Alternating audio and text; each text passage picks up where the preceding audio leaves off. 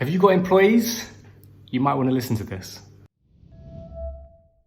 So this is for any of you leaders out there, any of you that have an agency where you have a team of people already employed and working for you already, or maybe you're out there and you have an agency and you have the ambition to go out and hire some people as well. This is the way that I view leadership. And actually, it goes back a long way, back to my previous life in my older career.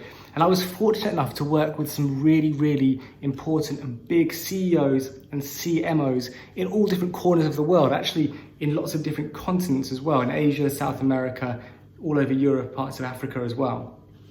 And what I did when I was working with these people was I started to become fascinated in leadership, and more specifically in how some leaders managed to get some teams to work incredibly well, and some teams seem to have completely dysfunction. Some leaders seem to have completely dysfunctional teams which didn't produce at all. And one of the things that I thought was the main difference between the teams that worked well and the teams that didn't was their level of happiness. How happy the team was. And when you think about it, as a leader, you actually have the responsibility of the happiness of your team. Remember that they spend most of their daily life with you, working for you. And that, in my world, that gives you the responsibility to try and create happiness for them.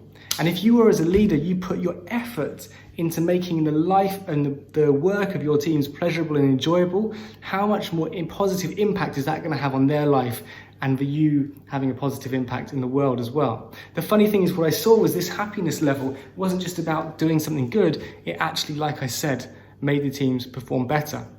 So what I did is I started analysing and working on what these teams had in common and what created the happiness. And I came up with the thing that I call the happiness model. You won't see this anywhere because it's my model, so don't Google it or anything like that, it's just here.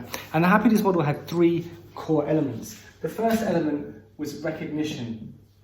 Now, that meant that basically on a very basic level, when someone in the team did something great, the leader took them out in public and praised them in public and made sure everyone saw the praise happening. Okay, so they really made clear that that person had just done something really excellent.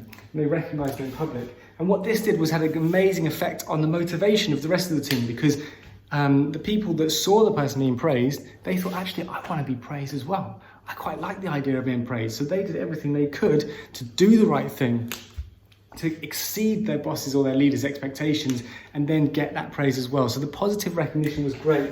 And when that was really working, actually, it wasn't just the leader that was giving the praise. Then there became a culture of recognition between them, peer-to-peer recognition, I call that. So recognition is really important. When one of your team does something well, make sure you tell them, and make sure you tell them in front of the rest of the team as well. The second thing I noticed was this culture of safety.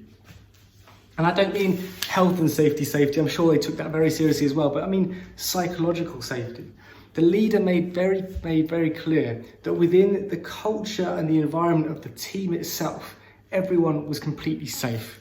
Now that meant that you didn't have to look over your shoulder to see if someone was going to take your job. You didn't have to worry about whether you were still going to have a job in the morning. You didn't have to worry about someone looking to try and take your job or someone conniving to get your job instead of you.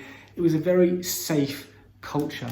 And what that meant was that there was no fear in the team. Everyone was very clear, very safe. And if something did go wrong, there were not very drastic or draconian punishments to punish that person for making a mistake, because there was a culture of safety. And closely coupled with that was this idea of freedom, or you could also say experimentation. In all of these teams, I saw that the leader was actively encouraging people to do things differently. On the flip side, what I saw with unhappy teams and poor performing teams were leaders that were very strict, that things must be done the way they've always been done. Now, there are so many problems with that, but the main problem with that is it starves innovation. If you don't allow people to be free and try new things and try new ways of doing things, the level of innovation just goes completely shrunk, and you don't progress and you don't get any further. But this one, freedom, was very much linked to this, because if you tried something new and it failed, which is possible, that happens, because there was this culture of safety, you knew you weren't going to get punished. And that encouraged people to carry on trying, carry on experimenting, and that meant they innovated so much faster than anyone else. And apart from anything else, that feeling of progression and innovation really enhanced the motivation and the happiness in the team as well. So that's the happiness model: recognition, safety, and freedom. And the reason that you need all three, here's the happiness in the middle. The reason you need all three is because they don't work without one of them. If you have a culture of recognition and safety with no freedom, you're going to end up with people being bored. If you have a culture of recognition and freedom without safety, you're going to end up with a lack of trust, and people aren't going to use that freedom properly. They're not going to trust that they're safe. And if you have a culture of safety and freedom but no recognition, you're going to lack motivation, because no one really knows when they're doing a good job and when they're not. So that, ladies and gentlemen, is the happiness model. Whether you have a team now or you aspire to have a team, remember this one thing.